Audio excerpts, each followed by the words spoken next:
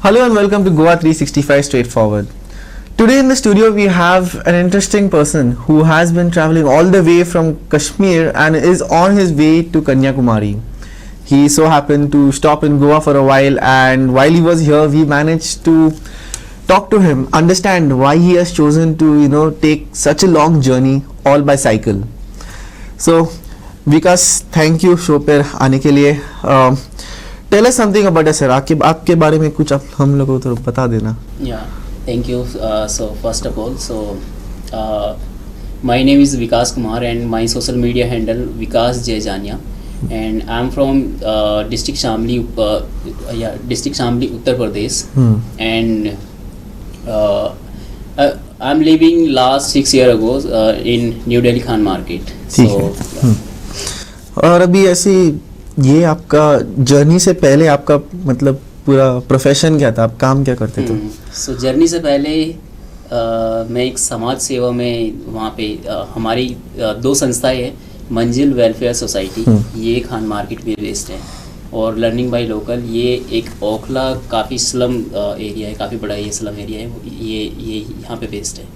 तो मैं इन दोनों ऑर्गेनाइजेशन में एज ए कंप्यूटर टीचर मैं वहाँ पे जॉब करता था.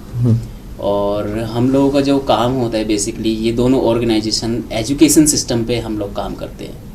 एजुकेशन सिस्टम के थ्रू हम लोग वैल्यूज सिस्टम पे हम लोग काम करते हैं कि जैसे हमारा जो कॉन्स्टिट्यूशन है उसको समझना और उसको फिर अप्लाई करना, या फिर इन्वायरमेंट के बारे में, इन्वायरमेंट क्या है, या फिर गुड टच बैड टच क्या है, और हमारा जो कल्चर है वो क्या है, या फिर जैसे काफ़ी लोग ऐसे होते हैं कि उनका काफ़ी हायर एजुकेशन हो जाती है, बट वैल्यू सिस्टम को समझना वो चीज़ें काफ़ी इम्पोर्टेंट रहता है हर किसी के लिए. तो हम लोग मेन जो हमारा जो फोकस है वो है वैल्यू सिस्टम. पर आपका वहाँ से अभी साइकिलिंग में जाने का मतलब क्या सोच क्या था इसके बारे में? सो इसके पीछे जो सोच है, हम सभी लोगों ने और पूरे वर्ल्ड ने जो एक बहुत ही क्रिटिकल टाइम जो देखा है 2020 में, वो रहा है कोविड का टाइम. तो कोविड के टाइम में शायद ही किसी ने ऐसा सोचा होगा कि सब लोग अपने घरों में बंद हो जाएंगे, कोई बाहर निकल नहीं पाएगा. तो मतलब बाहर अगर निकलते भी है तो मतलब उनकी जान को खतरा है. और वो टाइम इतना खतरनाक टाइम रहा है पूरे वर्ल्ड के लिए. अगर किसी भी एक जने को भी कोविड हुआ है और उसको सही टाइम पे ऑक्सीजन नहीं मिल पाई है तो मजबूरन उनकी डेथ हुई है. तो वो इतना ख़तरनाक टाइम जो पूरे वर्ल्ड ने जो फेस किया, तो उस टाइम से मैंने ये चीज़ें सीखी कि हमारे इन्वायरमेंट में ऑक्सीजन की हद से ज़्यादा कमी है. और बहुत लोगों ने अपनी फैमिली में ऐसे जने को खोया कि जो केवल सिंगल पर्सन ही थे जो कमाने वाले. कुछ लोग ऐसे थे कि जो डेली जो काम करते हैं कि मतलब जितना भी जो भी उन्होंने कमाया और वही उन्होंने फिर नेक्स्ट डे पे वो खाया. तो बहुत लोगों ने अपनी फैमिलीज़ में ऐसे लोगों को गंवाया है कि जो नहीं चाह करके भी वो उनको खोना नहीं चाहते थे.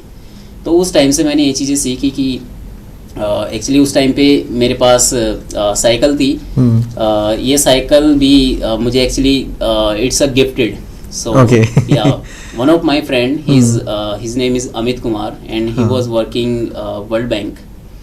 सो वे वर्ल्ड बैंक में जॉब करते थे. और बट उस टाइम पे मेरे पास ये थॉट था कि अगर मेरे पास साइकिल आती है तो मैं इन्वायरमेंट के लिए, बैक टू नेचर के लिए मैं एक बहुत खूबसूरत ये जर्नी करूँगा कि जो कश्मीर से कन्याकुमारी की जर्नी रही. तो मैंने ये अपना संदेश नेचर को भेजा और नेचर ने वो लाइक कनेक्ट द डॉट्स की तरह वो साइकिल मुझे एज ए गिफ्ट मुझे मिली. तो तब फिर मैंने ये चीज़ सोची कि जो अभी हम लोगों ने जो ये टाइम देखा है, मैं कोशिश करूँगा कि ज़्यादा लोगों को भले ही ना मैं चेंज कर पाऊँ, बट अपने आप को मैं इतना चेंज कर पाऊँ कि मैं नेचर के साथ जुड़ करके और अपनी लाइफ में मैं ज़्यादा से ज़्यादा नेचर में मैं कंट्रीब्यूशन कर पाऊँ. ठीक है. कि जो बहुत ऐसे व्हीकल है कि जो बहुत ही ज़्यादा कार्बन लाइक क्रिएट करते हैं.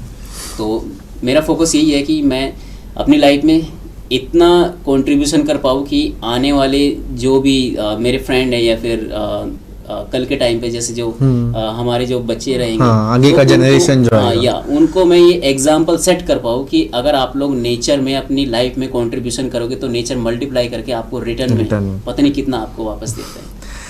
आपकी अभी साइकिलिंग जर्नी कश्मीर से शुरू हो गई, तो आपको डिफिकल्टीज क्या था कश्मीर में? जब मतलब कश्मीर ज़्यादा करके पहाड़ हो रहता है, तो उधर आपको डिफिकल्टीज क्या हुआ साइकिलिंग में? कश्मीर में जो डिफ़िकल्टी रही है, मैंने ये चीज़ें नोटिस करी कि वहाँ पे बाई रोड थोड़ा सा मुझे डिफ़िकल्टी फेस हुई। लगभग 60 किलोमीटर का एरिया है रामबन का। वहाँ पे एक कहावत है कि आगे कुआं और पीछे खाई, इस तरीके का वो मोमेंट मेरे लिए रहा कि ऊपर से लैंडस्लाइडिंग हो रही थी, पत्थर काफ़ी गिर रहे थे क्योंकि अंदर टनल बन रही है, तो जब टनल बनती है तो ऊपर से लैंडस्लाइडिंग होती है, तो ऊपर से पत्थर गिर रहे थे और रोड पे पूरा ट्रैफिक चल रहा था क्योंकि इतने भारी भारी वहाँ पे वाहन चलते हैं। और काफ़ी ट्रैफिक और नीचे एकदम खाई, मतलब वो इतनी गहरी खाई कि अगर बंदा चला जाए तो वो दिखेगा नहीं कि वो किधर गया है। तो वो मेरे लिए सबसे खतरनाक टाइम था उस टाइम पे। बट फिर भी नेचर ने मुझे काफ़ी सपोर्ट किया, थैंक्स टू नेचर, कि मैं लकीली मैं वहाँ से उस खतरनाक टाइम से मैं निकल करके आया। बट मैंने अपने साथ साथ और लोगों के बारे में ये चीज़ें सोची कि जो लोग वहाँ पे रहते हैं, वो 60 किलोमीटर का एरिया वो कैसे वो पार करते होगी। अगर कोई बच्चा मतलब 60 किलोमीटर के एरिया तक, वहाँ पे कोई भी ऐसा स्कूल मुझे देखने को नहीं मिला, कोई कॉलेज वहाँ पे मुझे देखने को नहीं मिला। अगर वहाँ के जो लोकल लोग हैं, किसी की तबीयत खराब होती है, अगर किसी को इमरजेंसी होती है, वहाँ पे कोई हॉस्पिटल नहीं है। तो वो चीज़ें मैंने इस जर्नी में नोटिस करी। और कश्मीर के बाद आप किस स्टेट में आ गए? कश्मीर के बाद फिर मैं पंजाब में मैंने पंजाब का कैसा आपका एक्सपीरियंस? पंजाब में वैसे तो सच बताऊँ, कश्मीर से और गोवा तक सोशली लोगों से बहुत अच्छा एक रिश्ता बना है यहाँ तक, और आगे भी मुझे पता है कि नेचर मुझे काफ़ी सपोर्ट कर रहे हैं, और आगे तक भी पूरा कन्याकुमारी तक बहुत अच्छा मेरा लोगों के साथ सोशली काफ़ी अच्छा एक रिश्ता बनेगा।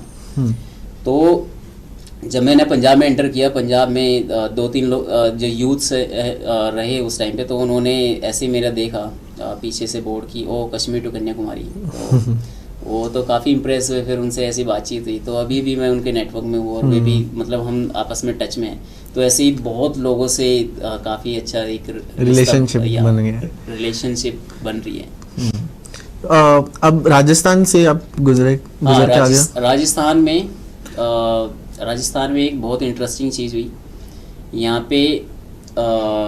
मैंने 2-3 जगह पे जैसे मैंने विजिट किया। एक तो सबसे पहले मैं टोंक के बारे में शेयर करना चाहूँगा। टोंक में वहाँ पे टोंक एक डिस्ट्रिक्ट है, एक ज़िला है राजस्थान में। तो वहाँ पे एक अल्लू के नाम से एक बंदा है, और उन्होंने एक सॉन्ग लिखा है, पूरा का पूरा उन्होंने एक सॉन्ग प्ले किया है वो अगेंस्ट रेप, कि जिस तरीके से हमारे मतलब इंडिया क्या पूरे वर्ल्ड में रेप काफ़ी बढ़ रहा है। तो उन्होंने वो जागरूकता के लिए उन्होंने पूरा एक रेप पे सॉन्ग बनाया और वो प्ले किया, और वो चीज़ें मुझे उनकी काफ़ी इंटरेस्टिंग लगी वहाँ पे। और फिर हम लोगों ने जो विज़िट किया था अजीम प्रेमजी फाउंडेशन, वो अजीम प्रेमजी फाउंडेशन ये भी वैल्यू सिस्टम पे काम करते हैं, सेम जैसे मंजिल वेलफेयर सोसाइटी, ये जो काम हम लोग जो काम करते हैं शिक्षा के क्षेत्र में काम करते हैं। और राजस्थान में फिर हम लोग खाटू श्याम और बालाजी धाम, जो ऐसे कुछ जो लाइक धार्मिक जो स्थल है वहाँ पे हम लोगों ने विजिट किया। तो मतलब काफ़ी अच्छा एक्सपीरियंस रहा। एक्सपीरियंस अच्छा था। यस। और राजस्थान के बाद आप महाराष्ट्र या गुजरात? राजस्थान के बाद फिर हम लोग आए मध्य प्रदेश। मध्य प्रदेश की सबसे जो खास बात रही, मध्य प्रदेश का फूड बड़ा टेस्टी लगा। हाँ, मतलब स्पेशलिटी क्या रहती है मध्य प्रदेश? स्पेशलिटी में मध्य प्रदेश जब मैं पहुंचा तो वहाँ का जो पोहा है, मैंने लाइफ में इतना टेस्टी पोहा पहली बार खाया जितना टेस्टी पोहा मैंने मुंबई से भी मतलब महाराष्ट्र से भी। या रियली बॉम्बे से भी टेस्टी मुझे एमपी में। और फिर उज्जैन में जो अभी शिव बाबा जी का जो टेम्पल है वहाँ पे, उज्जैन के अंदर वहाँ पे एक कैंटीन है। तो एक्चुअली जब हम लोग उज्जैन में गए तो वहाँ पे मैंने ऐसे ही पूछा कि यहाँ पे हम लोगों को रूम मिल सकता है क्या, बट वहाँ पे कोई रूम उस टाइम पे नहीं था। तो हमारे एक ऐसे ही जानकारी में रिपोर्टर थे जिन्होंने हमारा लास्ट इंटरव्यू लिया था इधर मध्य प्रदेश में ही। तो उनके थ्रू फिर थोड़ा हमारी बातचीत हुई, तो थोड़ा फिर वीआईपी हम लोगों को उधर एंट्री मिली। तो वो एंट्री के थ्रू फिर हमारे मतलब दर्शन भी काफ़ी अच्छे से हम लोग कर पाए। तो काफ़ी अच्छा वहाँ पे भी एक्सपीरियंस रहा। और उस मंदिर में भी वहाँ पे कैंटीन रही, उन्होंने लाइक फूड एंड स्टे हमारा फिर टोटली फ्री किया, तो अरे बहुत अच्छे एक्सपीरियंस रहा वहाँ पे भी। काफ़ी फिर उसके बाद मध्य प्रदेश से आपके मध्य स्टेट में प्रदेश के बाद फिर हम लोगों ने एंटर किया बॉम्बे में। तो बॉम्बे में जब हम लोगों ने एंटर किया, तो बॉम्बे में आने के बाद मेरा ये मैंने जो अपना रोड मैप बनाया हुआ है, तो मैंने सोचा था कि जब भी मैं बॉम्बे जाऊंगा तो सोनू सूद से मिल करके आऊँगा। हाँ तो इस जर्नी में ये सोनू सूद सर से मिलना और मीटिंग करना, मतलब it was a golden moment. हो गया मिल। हाँ, तो सोनू कैसा था आपका एक्सपीरियंस? बहुत बढ़िया, मतलब he was very curious to know about me and my journey. तो मैंने सब कुछ शेयर किया कि I am from district Shamli, UP Uttar Pradesh, and currently I am living New Delhi. तो मतलब बहुत अच्छे से उन्होंने टाइम दिया, मॉर्निंग का टाइम था। तो उस मीटिंग के लिए भी मैंने ये चीज़ देखी कि एक्चुअली अगर हम किसी चीज़ को बड़ी शिद्दत से चाहते हैं तो वो चीज़ें आपको मिल जाती है। तो फाइनली काफ़ी अच्छा एक्सपीरियंस रहा। और मैंने पूरा शेयर किया कि हम लोग मैं एक समाज सेवा संस्था से मैं बिलोंग करते हैं, और हम लोग एजुकेशन सिस्टम पे हम लोग काम करते हैं। और by professionally before this journey I was a computer teacher, so yeah I shared everything. आपका गोवा में एक्सपीरियंस कैसा रहा अभी तक? मतलब आप आपका एक दिन तो हो गया गोवा में, तो मतलब फिलहाल कैसा था एक्सपीरियंस? अभी एक्चुअली आप लोगों को शायद एक ही दिन का पता है, मैं मंडे से गोवा में आया हुआ पर अभी भी मुझे ऐसा लगता है कि मैंने जस्ट आज ही एंटर किया है गोवा में। हर एक जगह पे गोवा की हर एक जगह को मतलब इतने अच्छे से मैं देख रहा हूँ, और नेचर यहाँ पे इतना ब्यूटीफुल है, और यहाँ के सभी लोग बहुत कोऑपरेटिव और बहुत ही हेल्पर है। जैसे मैं उनको बोलता हूँ कि भैया मैं अपनी मेरी साइकिल यहाँ पर खड़ी है, तो क्या मैं लॉक लगाऊँ? वो बोलते हैं कि अरे भाई जाओ, आप कोई टेंशन ना लेने का, अगर आपकी साइकिल को कुछ हुआ तो हम आपके साइकिल के रिस्पॉन्सिबल पर्सन हैं। तो काफ़ी मतलब यहाँ पे हेल्प मिलती है। और पिछले 4 दिनों से मैं बीच पे जैसे अपना मतलब अभी रहने सहने का तो इतना कुछ नहीं एडजस्ट हो पाया, बट मुझे ऐसा लगता है कि जो भी मेरी लाइफ में जो भी चीज़ें चल रही है, आई am very thankful that moment, कि अगर वो रहने सहने का अगर हो जाता तो फिर वो बीच वाली फीलिंग मैं नहीं ले पाता, कि जो बीच पर मैं टेंट लगा कर मैंने जो 2-3 रातें बिताई, so it was very lovely and it was very golden moment for me, कि एकदम विदाउट टेंशन। अच्छा। जैसे मैं अपने टेंट का जैसे मैं जिप खोलता हूँ, ओपन करता हूँ, तो सामने एकदम समुद्र दिखाई देता है, तो बड़ा प्यारा लगता है वो भी। बहुत अच्छी बात है। हम अभी एक छोटा सा ब्रेक लेंगे, और ब्रेक के बाद फिर से आपसे और बातचीत कर लेंगे। Yes, definitely. So join us back after a short break.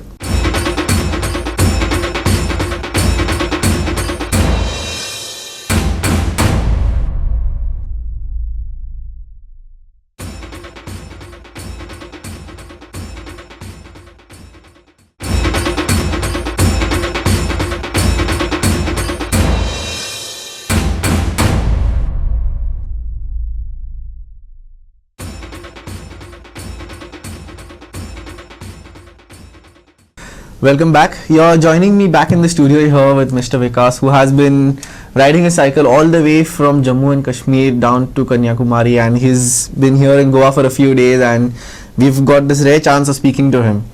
So Vikas जी, आपका भी आपने अपना पूरा जर्नी अभी कश्मीर से गोवा तक बता दिया। आप गोवा से आपका प्लान क्या है कन्याकुमारी तक? गोवा से नेक्स्ट मुझे कर्नाटक के लिए निकलना है, फिर कर्नाटक के बाद फिर केरला, तमिलनाडु और कन्याकुमारी। तो कन्याकुमारी कंप्लीट करने के बाद उसके बाद भी फिर मैंने सोचा है कि रामेश्वरम भी घूमना है। रामेश्वरम भी बहुत अच्छी जगह है। हमारा इंडिया एक्चुअली कल्चर से तो भरा पड़ा है, इतनी सारी यहाँ पे मतलब मैंने ये मुझे एक फॉरेनर मिला था रास्ते में, ही वाज फिनलैंड। वो 60 की एज में हमारे इंडिया को एक्सप्लोर करने के लिए आए हुए। तो मैंने ये चीज़ सोचा कि यार हम तो यंग है, हमें तो जरूर करना चाहिए। पर आप अभी दिन में कितना साइकिलिंग कर लेते हो? मतलब आपका इतना डिस्टेंस, अभी डिस्टेंस कितना हुआ है आपका कवर किलोमीटर्स?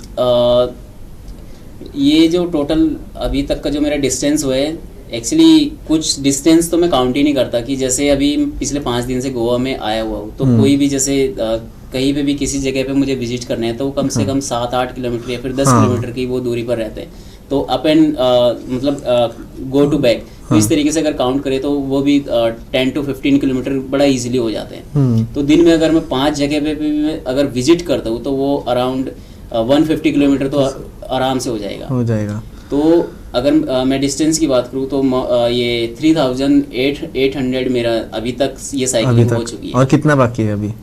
अभी जो बाकी है 13 to 1400 का अभी ये बाकी है। तो मतलब दिन में कितना हो जाता है? मतलब अभी जब आप किस मेजर सिटी में नहीं हो तो आप साइकिलिंग करें तो कितना दिन में कितना होता है आपका कवर? तो गोवा से पहले गोवा बॉम्बे से पहले हम लोग मेरी जो साइकिलिंग रही है वो 130 to 140 and 150 kilometre per day या 130 140 और 150 किलोमीटर तक पर डे का इस तरीके से मेरी साइकिलिंग रही है। कि जैसे कोई सिटी जैसे मैंने चेक करी कि भाई जिस तरीके से मैंने अपना पूरा का पूरा रोड मैप बनाया हुआ है तो मैं वो चीज़ें देखता हूँ कि अच्छा ये सिटी 120 किलोमीटर की दूरी पर है, ये सिटी 140 किलोमीटर की दूरी पर है, तो फिर मैं उसी तरीके से अपनी प्लानिंग कर लेता हूँ। ठीक है। पर आप बीच बीच में कैसे मतलब रेस्ट वगैरह लेते हो या कंटिन्यूस मतलब अपना अभी? हाँ, बीच में यस। तो जैसे अभी मैंने सिटीज़ के बारे में शेयर किया कि अगर कोई सिटी 140 किलोमीटर की दूरी पर है तो फिर मैं अर्ली मॉर्निंग स्टार्ट करता हूँ कि लाइक 5 o'clock। और 5 o'clock में जैसे अर्ली मॉर्निंग जितना भी मैं कवर कर पाऊँ तो उतना जल्दी फिर मैं वो कवर करने की कोशिश करता हूँ। और फिर जब लीड छोटी रहती है तो फिर उस हिसाब से मैं रेस्ट कर लेता हूँ। तो बीच में जैसे लंच वगैरह करना, खाना पीना, बाकी वो सारी चीज़ें जरूर रहती है। ठीक है। अभी आप अभी कितना 35 डेज हो गए आपको साइकिल चलाने में अभी, पर आपका फाइनेंशियल कैसे आप अपना ध्यान रख देते हो? मतलब खाना पीना रहना? सो फाइनेंशियली में मुझे अभी तक नेचर के थ्रू सोशली लोगों ने बहुत सपोर्ट किया है and specially thanks to Maharashtra police. Maharashtra police ने काफ़ी जगह पे मेरा ऐसा एक्सपीरियंस रहा कि जहाँ पे मेरा रहने सहने की कोई फैसिलिटी नहीं हुई तो मैं सीधा पुलिस थाने जाता था। पुलिस स्टेशन पे जाने के बाद मैं उनसे रिक्वेस्ट करता था बहुत पोलाइटली और वे मेरी बात को समझते थे। एंड वंस अगेन की थैंक्स टू महाराष्ट्र पुलिस की, उन्होंने मेरी हर एक चीज़ को समझा और कहीं पे भी जो भी आसपास वहाँ पे होटल वगैरह रहता था तो वहाँ पे वे मेरा फूड एंड स्टे का करा देते थे। तो आई am very lucky and thankful कि ये इस तरीके कोई चैलेंज अभी तक मैंने नहीं फेस किया। और सोशली लोगों से जैसे काफ़ी कनेक्ट रहता हूँ कि साइकिल से अब ये तो है नहीं कि मैं मतलब बाइक से क्या होता है कि 100 मतलब बाइक से यूजुअली 80 to 90 या फिर 100 की स्पीड रहती है। अब इतनी देरी मतलब इतनी स्पीड में बंदा एक मिनट में बहुत दूर निकल जाता है। अब मैं साइकिल से कोई भी जैसे मुझे हाथ दे देता हूँ तो मैं आराम से रुक करके बातचीत करता हूँ, तो एक रिश्ता भी बनता है उनके से। तो बहुत से लोग ऐसे होते हैं कि जो डिनर के लिए ऑफर करते हैं, कोई लंच के लिए या फिर ब्रेकफास्ट के लिए मुझे ऑफर करते हैं। तो बहुत बेस्ट एक्सपीरियंस चल रहा है इस जर्नी। पर आपको किसी सरकार से ऐसे कुछ मतलब मिला है आपको हेल्प वगैरह ऐसे? गवर्नमेंट से तो अभी तक ऐसी कोई मुझे फाइनेंशियली या फिर किसी भी चीज़ से कोई हेल्प नहीं मिली है। बट वंस अगेन की महाराष्ट्र पुलिस से मुझे काफ़ी हेल्प मिली है, प्रशासन से मुझे हेल्प मिली है। ठीक है। और गोवा में वगैरह आपने कुछ ऐसे ट्राई किया है? गोवा में मैंने ट्राई किया है। गोवा टूरिज्म यहीं पे पास में ही है ऑफिस, तो पणजी में ही मैंने वहाँ पे जाकर के कल विजिट किया। तो thanks to Anil Dalal sir, Anil Dalal sir यहाँ पे मैनेजर है गोवा टूरिज्म। तो उनसे मेरी कल मीटिंग हुई थी। तो सर ने एक्चुअली मैंने सर से रिक्वेस्ट की कि सर यहाँ पे 2 दिन का जो बस टूर होते हैं तो please can you sponsor me fully. तो सर ने मुझे अच्छे से सुना और फिर सुनने के बाद उन्होंने बोला कि ठीक है, ये अच्छा है, आप जो कर रहे हो ये काफ़ी बहुत अच्छा आपका ये इनिशिएटिव है। और उन्होंने बोला कि जैसे हमारे पास 7 बुकिंग आ जाएगी तो फिर हम आप लोगों को कॉल करके या फिर मैसेज के थ्रू हम आपको इनवाइट करेंगे और हम आपको यहाँ पे बुला लेंगे। तो काफ़ी अच्छा एक्सपीरियंस चल रहा है गोवा में भी, बहुत अच्छी है। अभी आप कन्याकुमारी और एक 18 दिन या 15 दिन में अपना जर्नी पूरा कंप्लीट कर लेंगे, उसके बाद क्या? उसके बाद मैंने सोचा है जो मेरा सपने ये मैंने देखा कि बढ़ते जाते हैं। बट मुझे ये चीज़ लगता है कि जो मैं चीज़ कर रहा हूँ ये सोशली लोगों से काफ़ी अच्छे रिलेशन बनते हैं। एंड फिजिकली जैसे मैं साइकिल चलाता हूँ, जैसे मैं साइकिल चला रहा हूँ तो फिजिकली मेरी फिटनेस अच्छी रहती है। और साइकिल चलाने से और भी जैसे फ़ायदे कि उससे कोई कार्बन उत्पन्न नहीं होते हाँ। तो इन्वायरमेंट की भी हेल्थ बनती है, मेरी भी हेल्थ बनती है, और फाइनेंशियली कहीं ना कहीं ये भी कि उसमें कोई पेट्रोल कोई डीजल का उसमें कोई कॉस्ट नहीं है, सिर्फ खाने और रहने का आपका या एक्सपेंस बिल्कुल। रहता है। तो ये चीज़ें मैंने सोची अपनी लाइफ में और समझी। अभी भी मेरा ये मेरी जो लाइफ की फिलोसफी है कि उसके बाद नेक्स्ट जो मेरा ड्रीम रहेगा, मतलब अभी मैं सोच रहा हूँ कि अगर मुझे ऐसे ही जैसे गोवा टूरिज्म की तरफ से मुझे स्पॉन्सरशिप मिलने जा रही है, अगर मुझे ऐसे ही स्पॉन्सरशिप मिलती है तो मैं जाना चाहूँगा स्विट्जरलैंड। स्विट्जरलैंड अरे वाह, ये मेरा ड्रीम है कि India to Switzerland by cycle, ये मैं करना चाहूँगा अपनी लाइफ में। बहुत अच्छी बात तो है। इतना ये है कि इतना जज्बा है, जुनून है, और ऊपर वाले का साथ है, और सोशली आप लोगों का बहुत सपोर्ट है, तो ये तो काफ़ी अच्छा है मेरी लाइफ में। ठीक है, आपका मैसेज क्या रहेगा? मतलब अभी बहुत सारे यूथ जो रहते हैं उन लोग को इतना भी मतलब, तो अभी एनवायरनमेंट के बारे में बहुत बातचीत हो रही है, पर वैसे इम्पैक्ट अभी भी मतलब बच्चे वगैरह बाइक लेकर घूमते हैं ऐसे, तो आपका मैसेज क्या रहेगा इस तरह के लोगों से? तो मैं आज के यूथ को और आने वाली जनरेशन को मैं जो मैसेज देना चाहूँगा कि लाइक बैक टू नेचर।